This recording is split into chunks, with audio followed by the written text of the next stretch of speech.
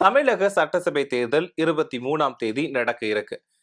234 தொகுதிகள்ல மொத்தம் 4023 வேட்பாளர்கள் களத்துல இருக்காங்க. திமுக, அதிமுக, தமிழக வெற்றி கழகம், நாம் தமிழர் அப்படின்னு 4 முனை போட்டி நிலவிட்டு வருது.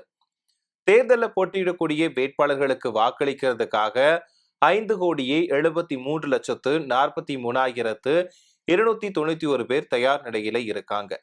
இந்த முறை 100% வாக்கு சதவிகிதத்தை எட்டுறதுக்காக தேர்தல் ஆணையம் பல்வேறு விழிப்புணர்வு பிரச்சாரங்களை முன்னெடுத்துட்டு வராங்க. தேர்தல் நெருங்கி வருவதால அரசியல் கட்சி தலைவர்கள் தீவிர பிரச்சாரம் நடத்திட்டு இருக்காங்க. தமிழகம் முழுவதுமே வீதி வீதியா பிரச்சாரம் செஞ்சுட்டு வராங்க. குறிப்பா முதலமைச்சர் மு.க.ஸ்டாலின், அதிமுக பொதுச் செயலாளர் எடப்பாடி பழனிசாமி, தமிழக வெற்றி கழக தலைவர் விஜய், நாம் தமிழர் கட்சியோட தலைமை ஒருங்கிணைப்பாளர் சீமான் ஆகியோர் தீவிர வாக்கு சேகரிப்புல ஈடுபட்டு வராங்க.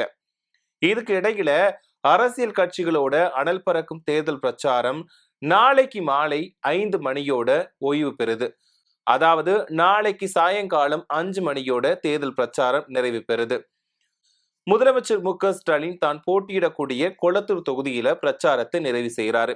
அதே மாதிரி எடப்பாடி பழனிசாமி சேலம் எடப்பாடி தொகுதியிலையும், தமிழக வெற்றி கழக தலைவர் விஜய் சென்னை நந்தனத்திலையும் பிரச்சாரத்தை நிறைவு செய்யறாங்க.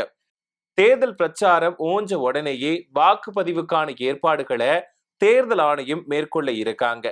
தமிழகம் முழுவதுமே 75,064 வாக்குச்சாவடிகள் அமைக்கப்பட இருக்கு. இந்த வாக்குச்சாவடிகளுக்கு மின்னணு எந்திரங்கள் கொண்டு செல்லும் பணிகள் தொடங்கி இருக்கிறாங்க. அது மட்டும் இல்லாம இப்போ வீடு வீடா பூத் ஸ்லிப் வழங்கும் பணிகளுமே தொடங்கி இருக்கு. இதுக்கான பணிகளை தேர்தலுக்காக நியமிக்கப்பட்ட ஊழியர்கள் மேற்கொண்டுட்டு வராங்க.